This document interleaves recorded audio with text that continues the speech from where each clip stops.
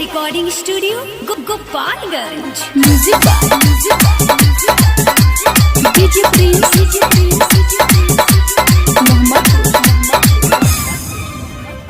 कहेलु बाबा अब होई का होई मानिलो बात तारा होई का होई।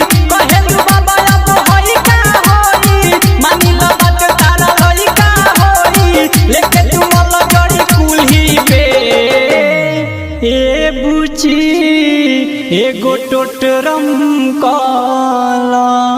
ए बुची एगो टोटरम काला हाथ फेरना तनी गुली पे। ए बुची एगो टोटरम काला हाथ फेरना तनी गुली पे। कहेलु बाबा अब होई का होई मानिलो बात तारा होई का होई। कहेलु बाबा अब होई का होई मानिलो बात तारा होई का होई। लेके तू मल जड़ी कुल्ही पे ए बुची एगो टोटरम काला। ए बुची एगो टोटरम काला हाथ फेरना तनी गुली पे। ए बुची एगो टोटरम काला हाथ फेरना तनी गुली पे।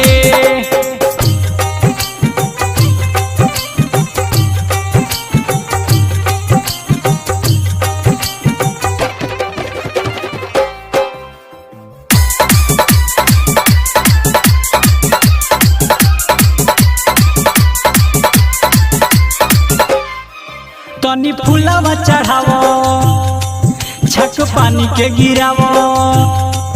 तनी फूलवा चढ़ावो छक पानी के गिरावो। मैं अच्छा तो मिला के बुचिया कहतानी जवन कल तनी आगावा से भल जनी एने ओने देखो बुचिया।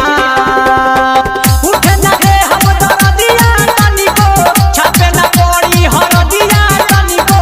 उठे ना दे हम दरदिया तनी को छापे ना पड़ी हरदिया तनी को।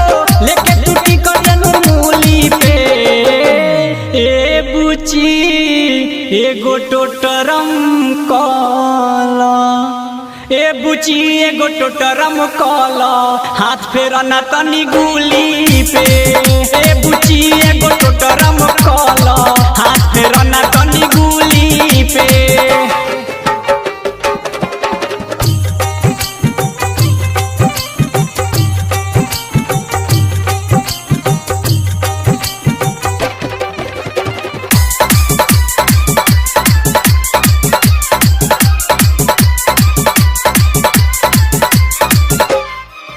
तनी घुंघटा हटावो बात बाटे का बतावो।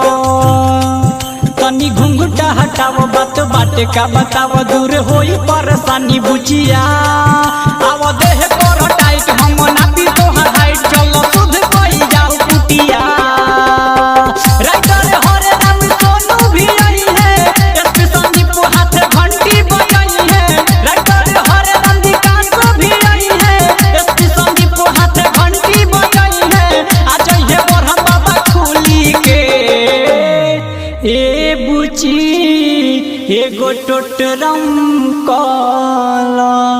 ए बुची एगो टोटरम काला हाथ फेरना तनी गुली पे। ए बुची एगो टोटरम काला हाथ फेरना तनी गुली पे। अरे ये बात तनी जल्दी करो ध्यान को बैठ के टाइम हो गइल बा।